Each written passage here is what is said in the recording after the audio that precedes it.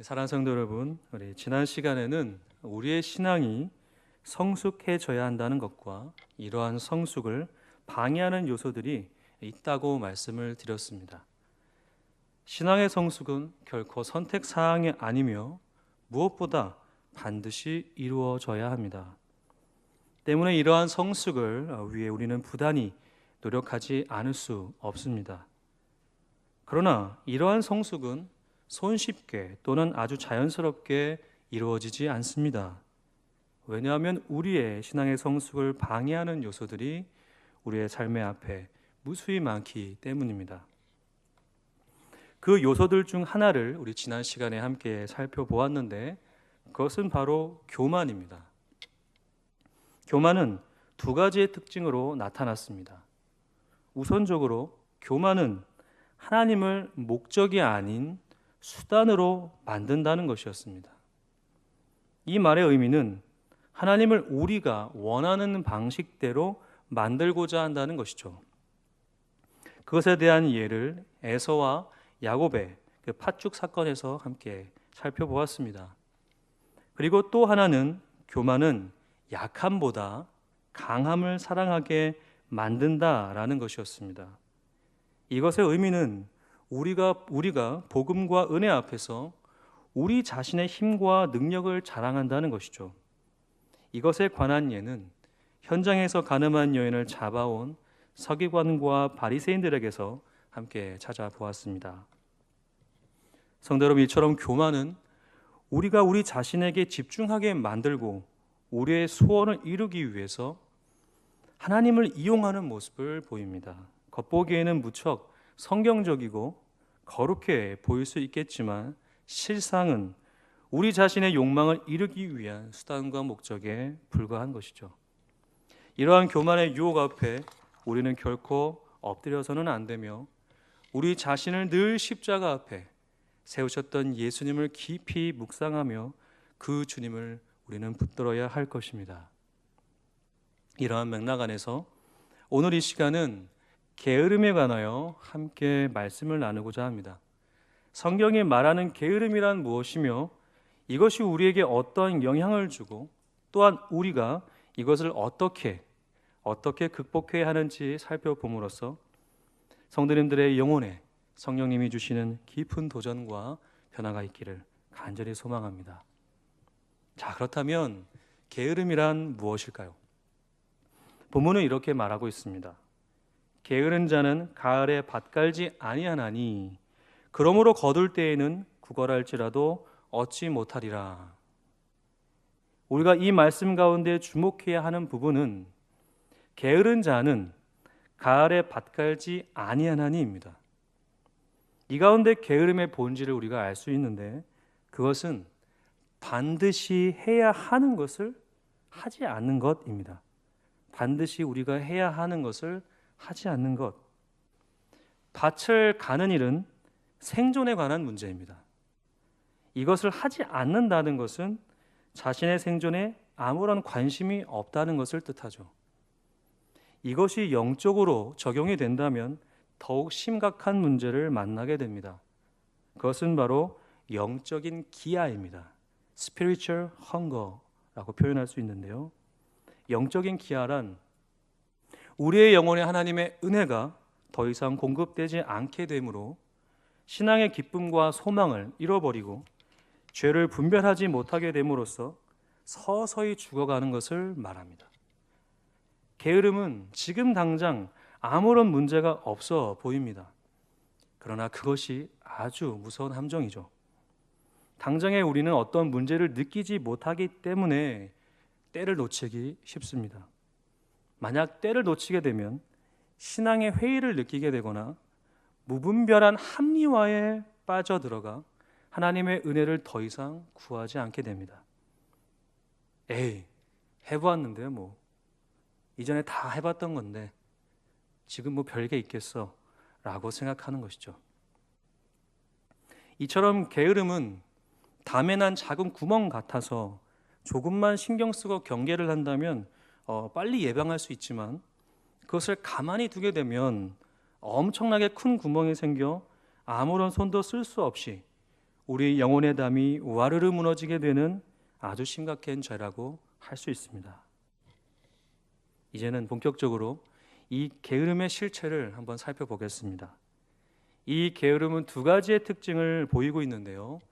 성도님들 함께 깊게 주의해서 들어보셨으면 좋겠습니다. 첫 번째로 게으름의 특징은 우리 삶의 중심에 하나님이 아닌 세상의 가치를 두게 한다는 것입니다. 우리 삶의 중심에 하나님이 아니라 세상의 가치를 두게 한다. 사무엘상 8장을 보면 이스라엘의 역사상 가장 안타까운 장면을 우리가 보게 됩니다.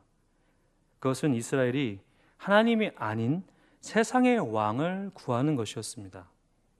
이 일은 단순히 이스라엘에게 왕이 생기게 된다는 것을 의미하지 않습니다.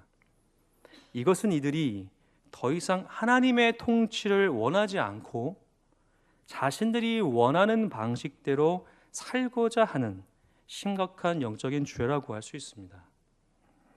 이스라엘에게 있어서 하나님은 시작이자 마침이셨습니다. 그들은 애굽에서 영원히 종살이할 수밖에 없는 인생들이었고 스스로 그 애굽에서의 자리를 벗어날 수 있는 능력이 전혀 없었습니다. 이러한 그들을 우리 하나님께서 온전히 사랑하셔서 친히 애굽에 임재하시고 끝내 그들을 출애굽시키셨습니다. 이러한 사실은 결코 부정할 수도 잊을 수도 없는 엄청난 은혜였습니다.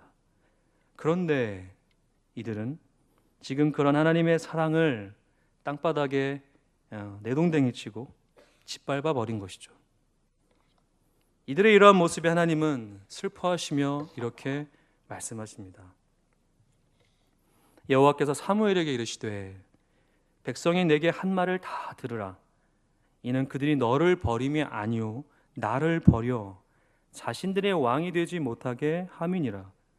내가 그들을 애굽에서 인도하여 낸 날부터 오늘까지 그들이 모든 행사로 나를 버리고 다른 신들을 섬김같이 내게도 그러하는도다. 하나님의 말씀을 가만히 들여다보면 이들의 문제가 지금 당장에 생겨난 것이 아님을 잘 알 수 있습니다. 이들은 하나님께서 자신들을 애굽에서 인도하여 낸 날부터 오늘까지라고 말씀하셨습니다. 그들은 그렇게 하나님을 처음부터 끝까지 거부한 것이었죠. 이 말은 이스라엘 백성들은 한결같이 하나님을 이용했을 뿐 자신들의 삶의 중심에 하나님을 두지 않았다라고 할 수 있습니다.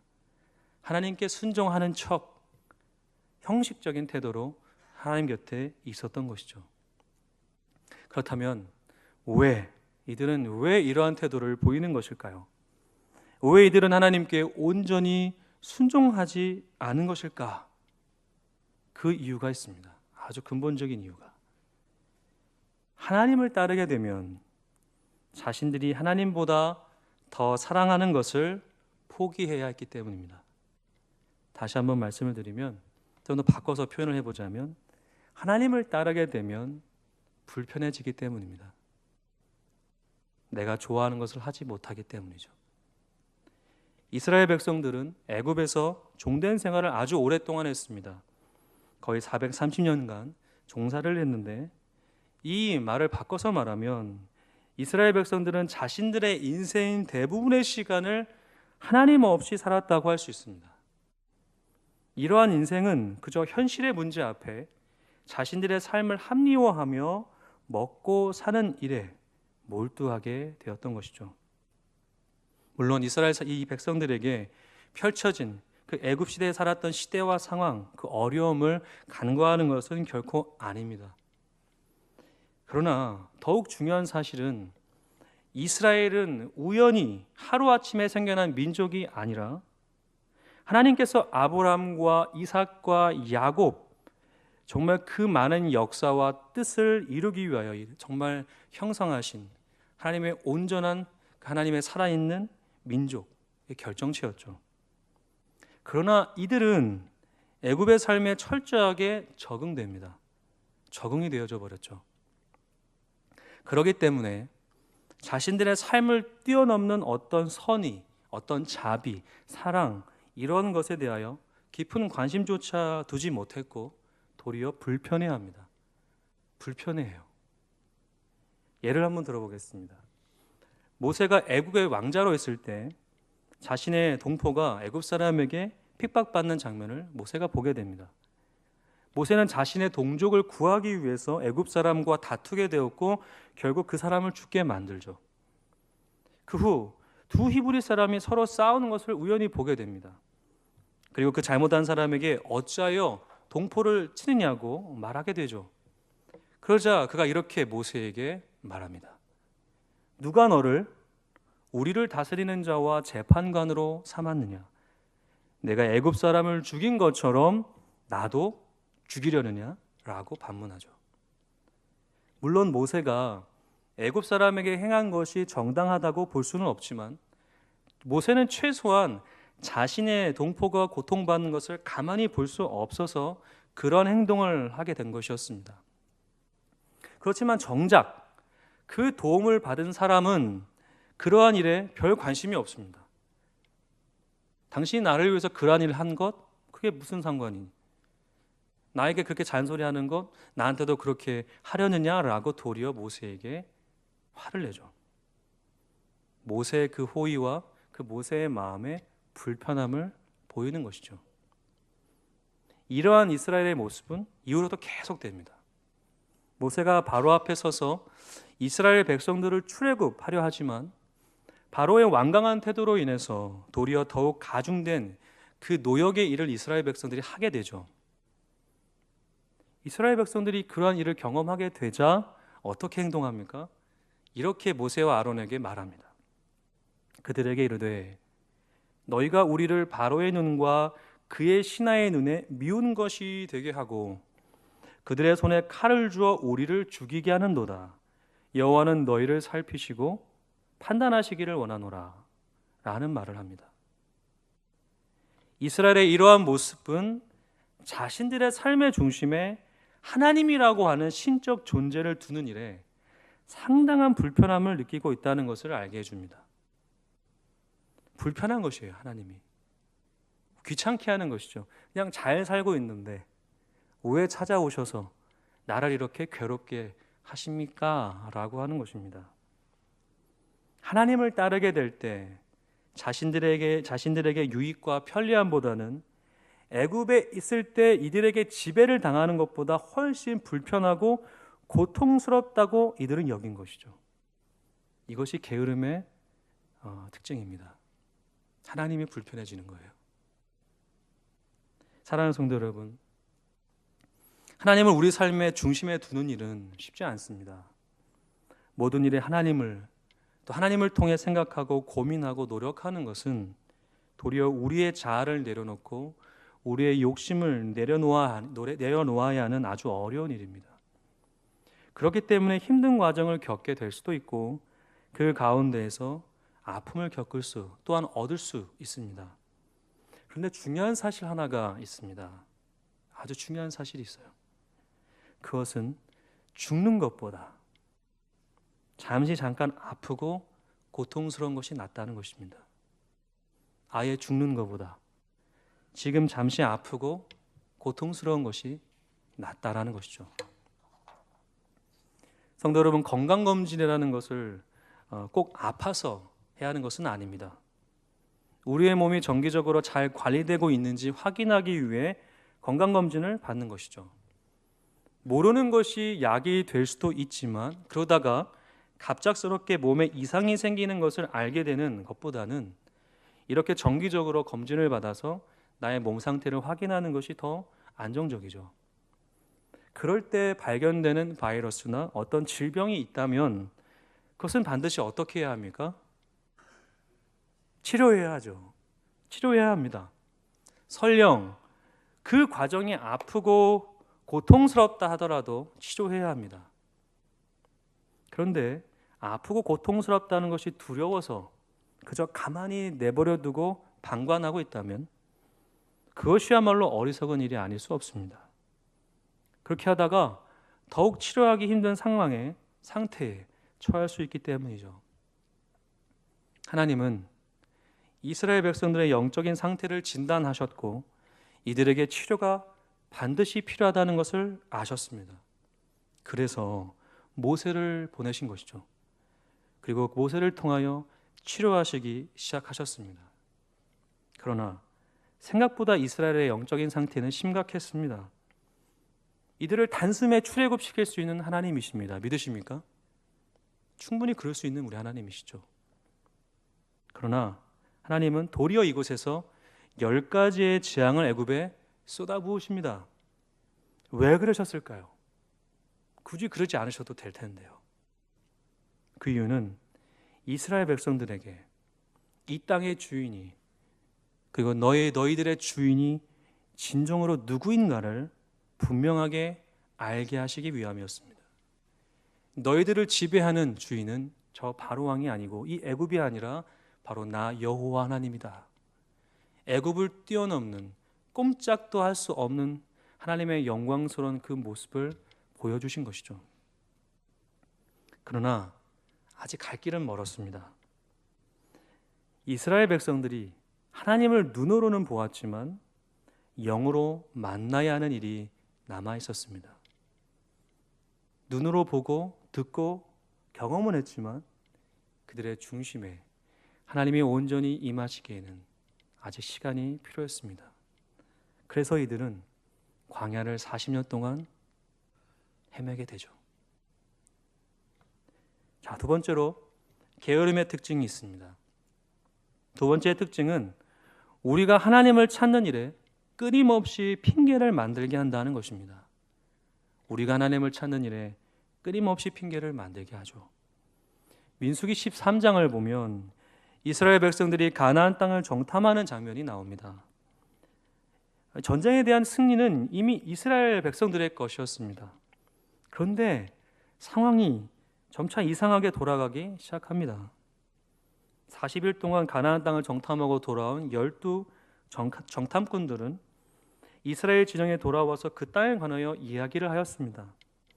문제는 여호수아와 갈렙 외에 10명의 정탐꾼들이 했던 이 말들이 백성들의 마음에 상당한 충격과 공포를 불러일으켰다는 것이죠.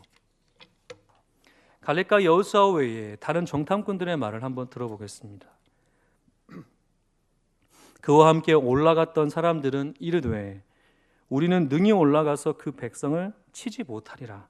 그들은 우리보다 강하니라 하고 이스라엘 자손 앞에서 그 정탐한 땅을 악평하여 이르되 우리가 두루 다니며 정탐한 땅은 그 거주민을 삼키는 땅이요 거기서 본 모든 백성은 신장이 장대한 자들이며 거기서 네피림 후손인 아낙 자손의 거인들을 보았나니 우리는 스스로 보기에도 메뚜기 같으니 그들이 보기에도 그와 같았을 것이니라.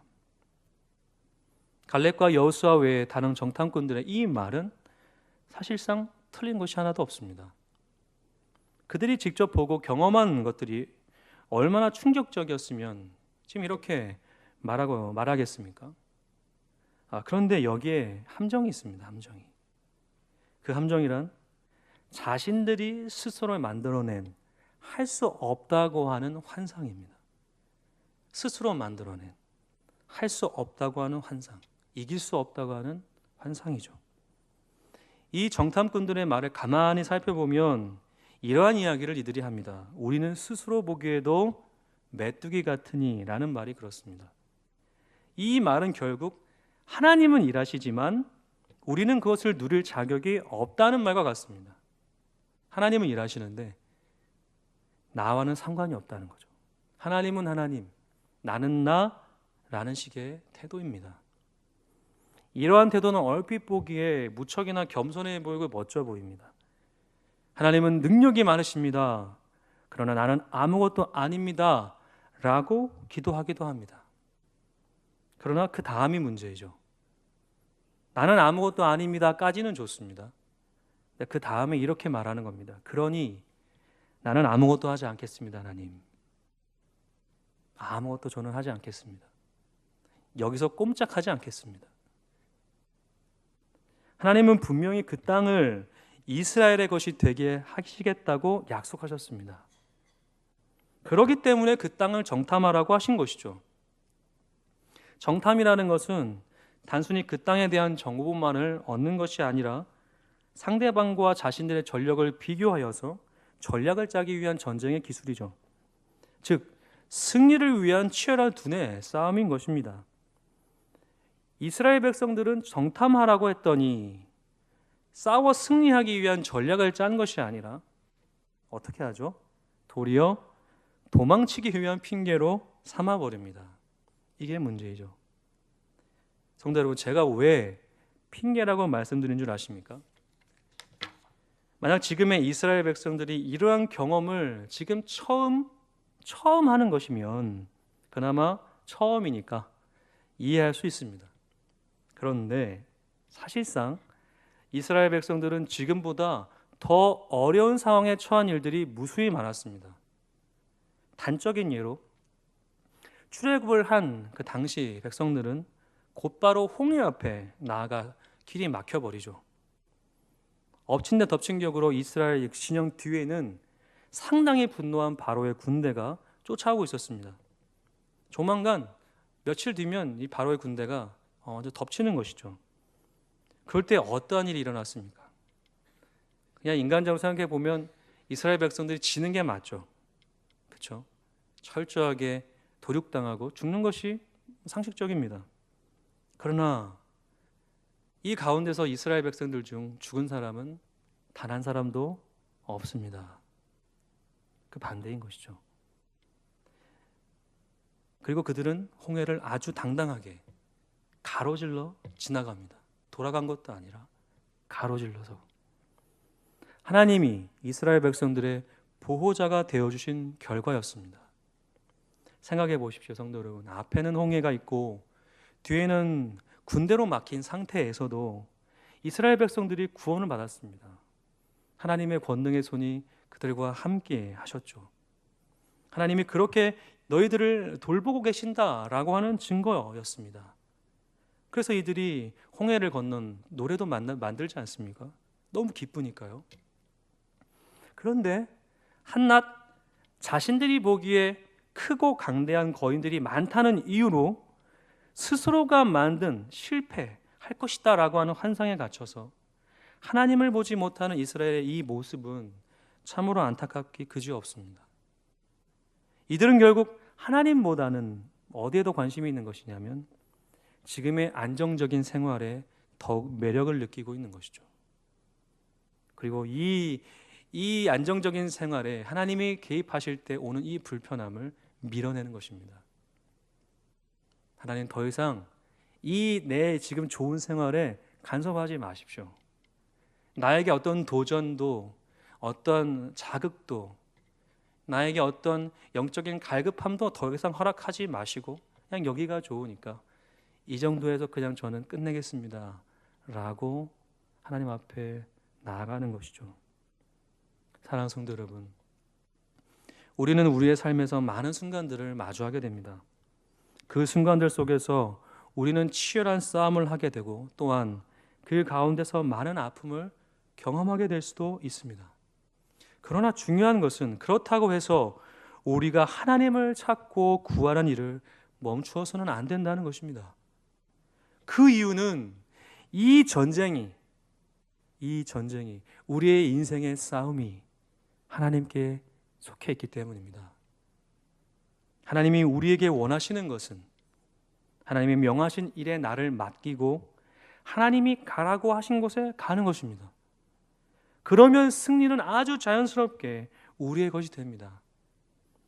정복당할 것인가 정복할 것인가의 이 차이는 하나님의 손이 함께 하는가 그렇지 않은가의 차이입니다. 가나안 정복의 승패는 이스라엘의 능력과 힘에 있지 않았고 오직 하나님께 있었습니다.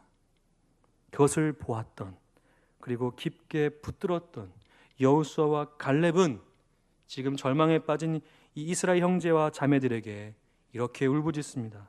여호와께서 우리를 기뻐하시면 우리를 그 땅으로 인도하여 들이시고 그 땅을 우리에게 주시리라. 이는 과연 젖과 꿀이 흐르는 땅이니라. 다만 여기가 중요합니다. 다만 여호와를 거역하지 말라. 또 그 땅을 두려워하지 말라. 그들은 우리의 먹이라. 그들의 보호자는 그들에게서 떠났고 여호와는 우리와 함께 하시느니라. 그들을 두려워하지 말라. 여호수아와 갈렙이 이러한 고백을 할 수 있었던 이유는 이들에게 어떤 능력이 있어서가 결코 아닙니다. 도리어 자신의 능력 없음을 철저하게 인정하고 하나님을 온전히 붙들었던 결과인 것이죠. 여호와는 우리와 함께 하신다라고 하는 그 중심이 스스로 만들어낸 할 수 없다고 하는 이 핑계, 이 환상에서 이들을 벗어나게 할 수 있었던 것입니다. 성도 여러분, 그렇다면 우리는 어떻게 하면 이 게으름의 유혹에서 벗어날 수 있을까요? 이 말씀을 끝으로 설교를 마무리하려 합니다.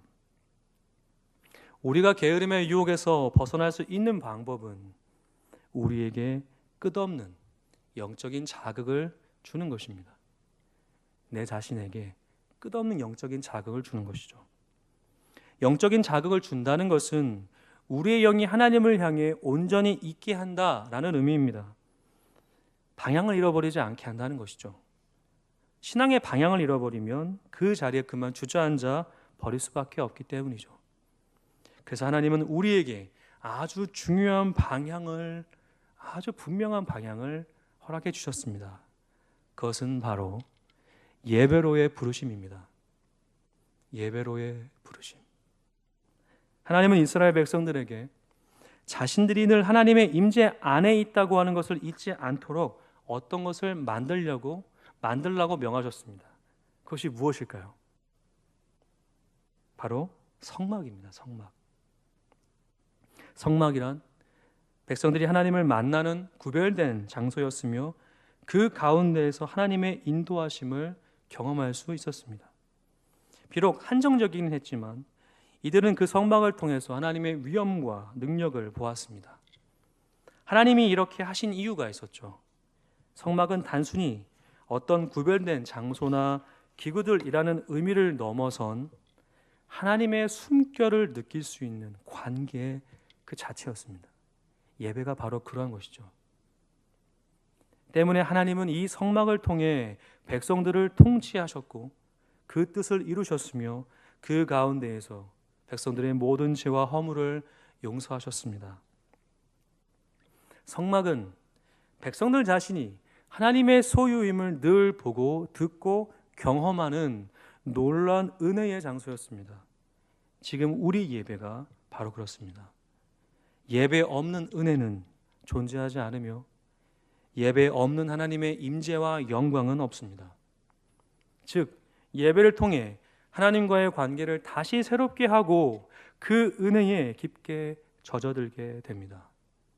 이처럼 예배는 우리의 영이 나태해지지 않게 늘 자극을 주는 하나님이 주신 선물입니다. 그런데 만약 우리가 우리의 발걸음이 예배와 멀어져 있다면, 예배에 대한 우리의 생각과 마음이 간절하지 못하다면 지금 잠시 우리는 멈추어 서서 하던 일을 멈추고 우리의 영을 점검해 보아야 합니다. 사랑하는 성도 여러분, 예배의 형식, 설교, 찬양, 분위기, 기타 등등 예배에 관한 많은 생각들이 우리에게 있다는 것 잘 알고 있습니다. 그러나 우리가 이러한 점 때문에 놓치지 말아야 하는 아주 중요한 사실이 하나가 있습니다. 그것은 바로 이러한 요소들이 없다고 해도 우리는 하나님을 예배할 수 있어야 합니다. 왜냐하면 우리는 우리 스스로 하나님께 예배할 그 어떤 능력이나 자격이 없기 때문입니다. 지금 우리가 드리는 이 예배는 하나님이 우리를 보셔서 받으시는 것이 결코 아니라 우리를 위하여 죽으시고 부활하신 그리스도의 공로가 우리 성도님들의 중심에 있기 때문입니다. 예배의 자리에는 보이지 않는 주님의 피 흘림이 있는 것이죠. 말씀을 묵상하면서 자연스럽게 제 자신의 모습을 들여다보게 되었습니다.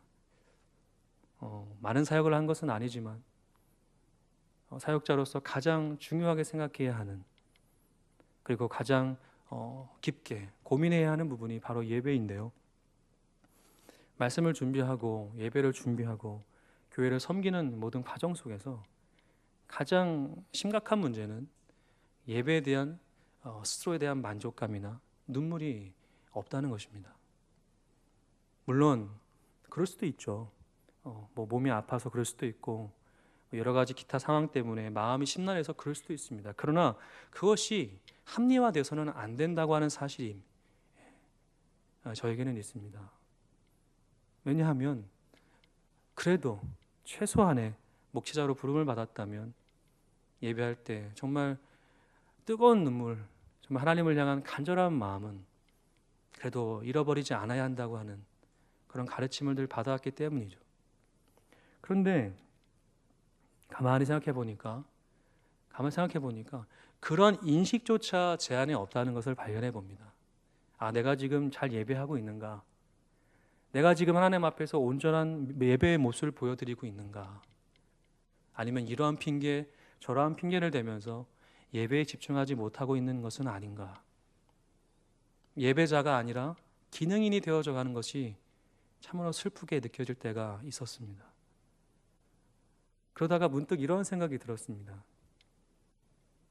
내가 잘해서 이 자리에까지 온 것이 아니고 내가 가야 할 자리에 주님이 가신 것인데 이 예배의 자리에 피 흘리신 주님을 내가 보지 못한다면 이것이야말로 큰 저주가 아닐까 생각해 보았습니다.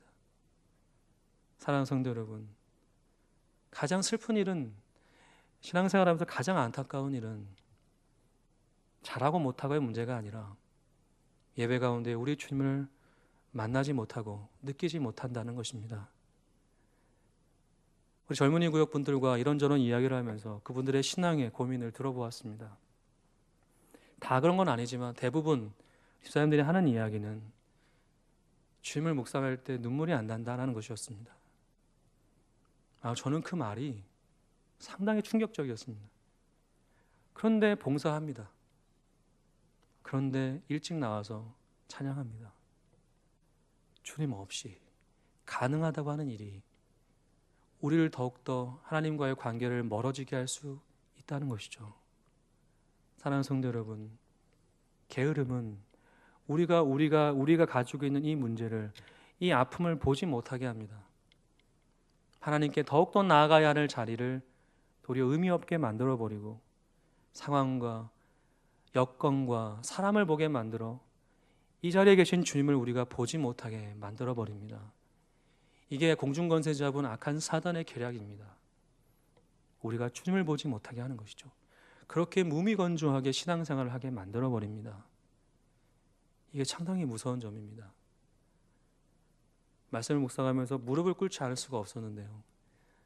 그냥 제 한마디가, 주님께 기도드렸던 이 한마디가 뭐였냐면 제가 주님을 십자가에 못 박았습니다 였습니다. 내가 주님을 죽였습니다. 더 사람이 아니라 저 인생들이 아니라 내가 주님을 십자가에 못 박아 버렸습니다.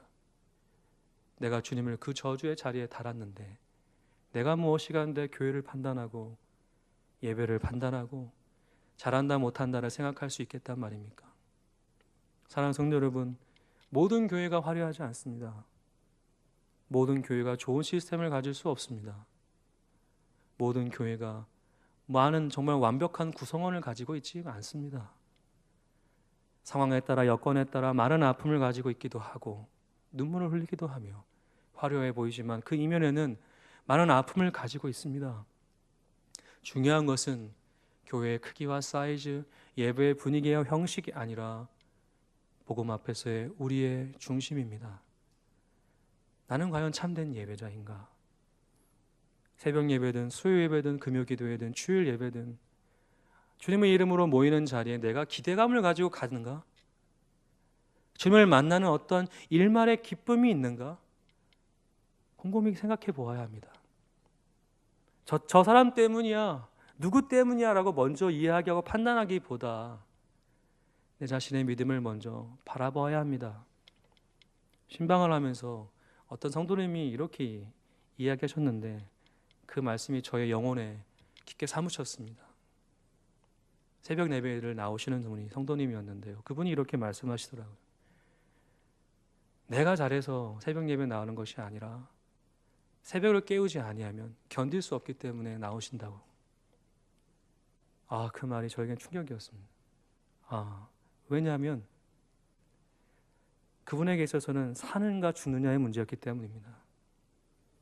새벽을 깨우지 않으면 악한 사단의 영이 그분의 영을 가로막고 아프게 하고 문제를 일으키고 하나님을 향하여 나아가지 못하게 하는 그 경험을 하다 보니까 나가지 않을 수가 없는 것이죠. 하나님의 은혜를 입지 않으면 오늘 하루를 살아낼 수가 없기 때문에 새벽을 깨운다고 하시는 그 말씀이 정말 저의 영혼에 사무쳤습니다. 사랑하는 성도 여러분, 사느냐 죽느냐의 문제입니다. 예배의 자리를 지키느냐 지키지 않느냐는 단순히 피곤하냐 피곤하지 않느냐의 문제가 아니라 우리의 영이 사느냐 죽느냐의 문제입니다. 사랑하는 성도 여러분, 주님의 은혜를 하루도 맛보지 못한다면 우리가 정말 목말라서 미쳐야 됩니다. 오늘 하루 주님의 은혜를 힘입지 못한다면 우리는 지금 갈급해서 정말 아사하기 일보 직전이 되어야 합니다. 버티는 것이 더 희한한 일이죠. 주님의 은혜 없이 버틴다는 것이 더 안타까운 일입니다. 때문에 사랑하는 성도 여러분, 우리 성도들 모두가 저도 마찬가지고 주님이 계시는 이 주의 이름으로 모이는 이 자리 가운데에 주님의 그 은혜를 한 번 더욱더 소망했으면 좋겠습니다. 다른 방법을 구하지 않았으면 좋겠습니다. 먼저 우리 자신이 나는 진정 예배를 드리고 있는가? 나는 진짜 하나님을 구하고 있는가? 깊게 고민해 봤으면 좋겠고, 우리 하나님이 이러한 우리에게 반드시 임재하셔서 자신의 영광을 나타내 보이시리라 믿습니다. 시편 기자가 이렇게 말했습니다. 하나님을 갖게 하는 자는, 하나님을 간절히 찾는 자에게 하나님이 응답하신다. 하나님이 우리와 함께 하시는 것은 맞지만 우리가 하나님을 찾지 않는다면 하나님의 임재는 우리에게 있을 수 없을 것입니다. 우리 함께 보혈을 지나 우리 하나님의 품으로 간절히 나아갔으면 좋겠습니다. 기도하겠습니다.